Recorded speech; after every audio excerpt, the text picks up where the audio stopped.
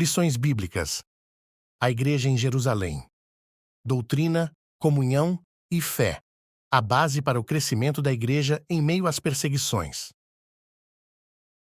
Lição 5. Uma Igreja cheia de amor. Texto áureo. E conhecereis a verdade, e a verdade vos libertará. E era um o coração e a alma da multidão dos que criam, e ninguém dizia que coisa alguma do que possuía era sua própria, mas todas as coisas lhes eram comuns. Atos, capítulo 4, versículo 32. Verdade prática. O amor é o elo que mantém a unidade da igreja local. Sem o amor, não existe relacionamento cristão saudável. Leitura bíblica em classe. Atos, capítulo 4, versículos de 32 a 37. E era um o coração e a alma da multidão dos que criam, e ninguém dizia que coisa alguma do que possuía era sua própria, mas todas as coisas lhes eram comuns. E os apóstolos davam, com grande poder, testemunho da ressurreição do Senhor Jesus, e em todos eles havia abundante graça. Não havia, pois, entre eles necessitado algum, porque todos os que possuíam herdades ou casas, vendendo-as, traziam o preço do que fora vendido e o depositavam aos pés dos apóstolos. E repartia-se a cada um, segundo a necessidade que cada um tinha. Então, José, cognominado pelos apóstolos, Barnabé, que, traduzido, é filho da consolação, levita, natural de Chipre, possuindo uma herdade, vendeu-a, e trouxe o preço, e o depositou aos pés dos apóstolos. Introdução.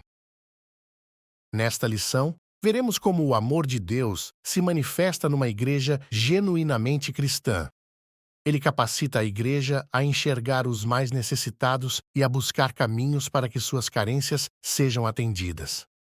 Esse amor, contudo, não é um mero sentimento humano.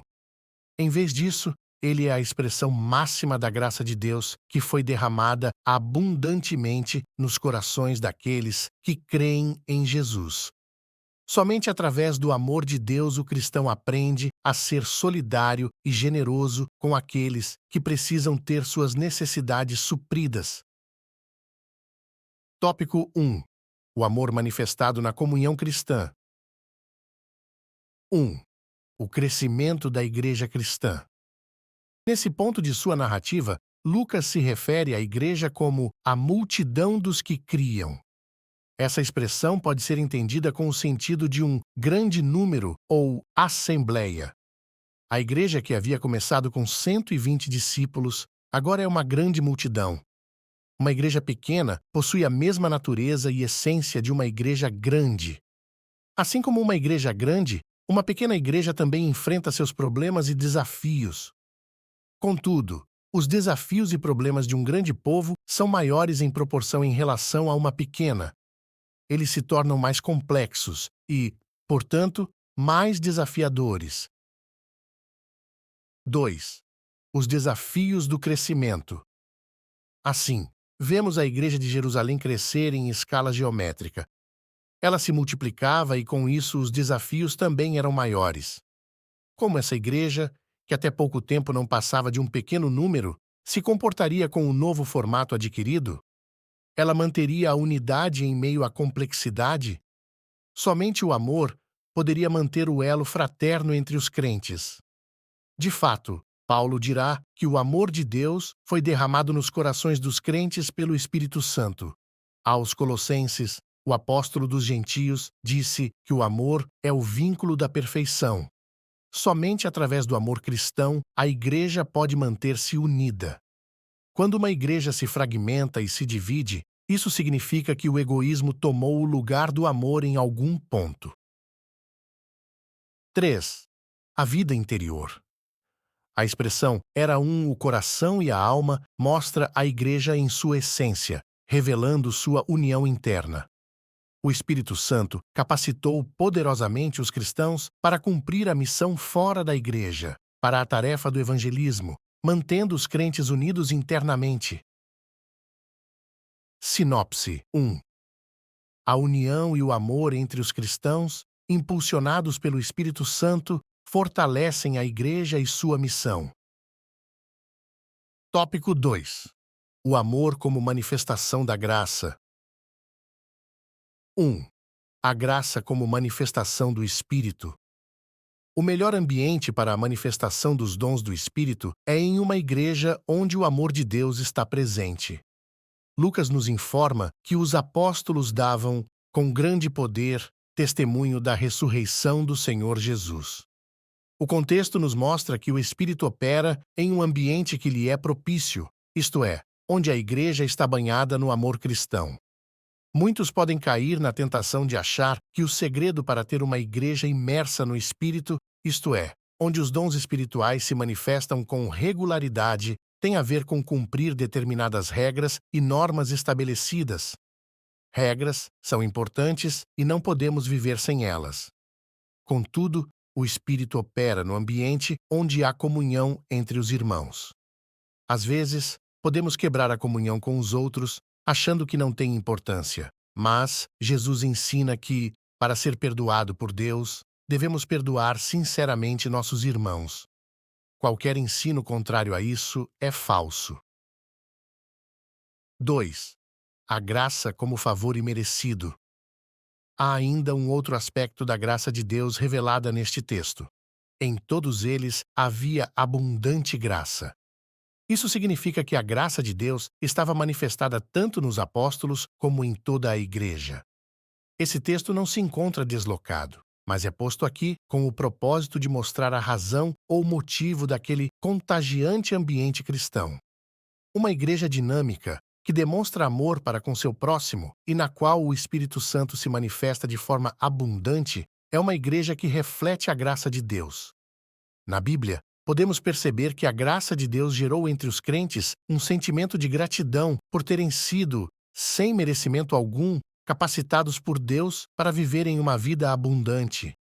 Isso se torna um padrão nas demais igrejas do Novo Testamento. Vemos, por exemplo, esse sentimento de gratidão como uma resposta à graça de Deus na pessoa do apóstolo Paulo. Somente a graça gera tamanho sentimento de gratidão. Sinopse 2.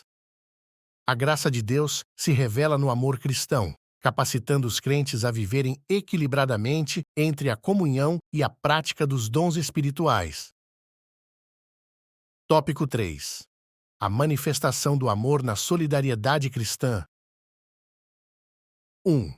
A busca pela equidade. O Dicionário Aurélio de Língua Portuguesa conceitua equidade como a disposição de reconhecer igualmente o direito de cada um.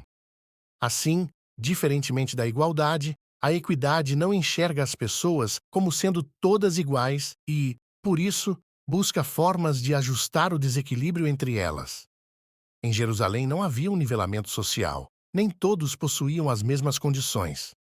Havia pessoas mais abastadas, e havia pobres também. Estes, geralmente, em maior número. Logo, a igreja demonstrou ser sensível a essa realidade, procurando tratar dessa situação, sendo solidária com a situação dos menos favorecidos. 2. Propriedade e compartilhamento.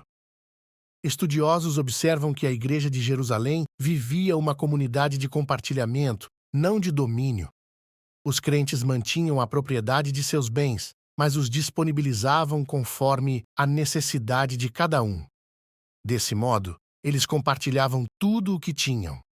Isso pode ser observado com Maria, mãe de João Marcos.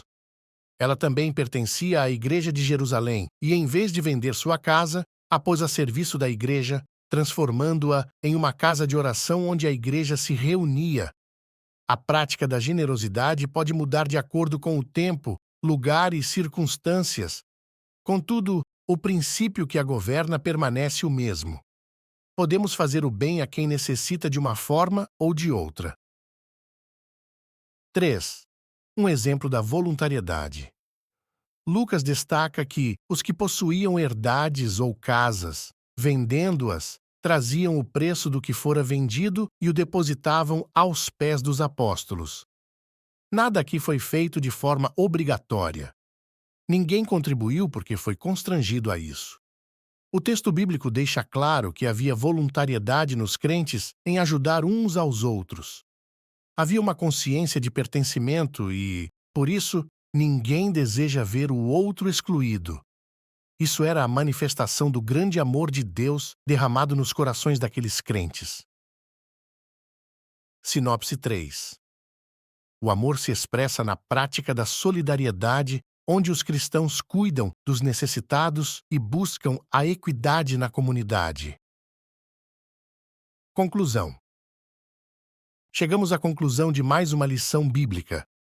Vimos como o amor de Deus, derramado nos corações da primeira igreja, mobilizou os crentes a socorrer os mais necessitados. Isso aconteceu de forma voluntária, quando cada um, de acordo com suas posses, se prontificava a dar do que lhe pertencia. Não há igreja cristã verdadeira sem essa identificação com o outro. Ninguém pode fechar os olhos diante da necessidade alheia e se auto-intitular de cristão. O verdadeiro amor se realiza no atendimento da necessidade do próximo.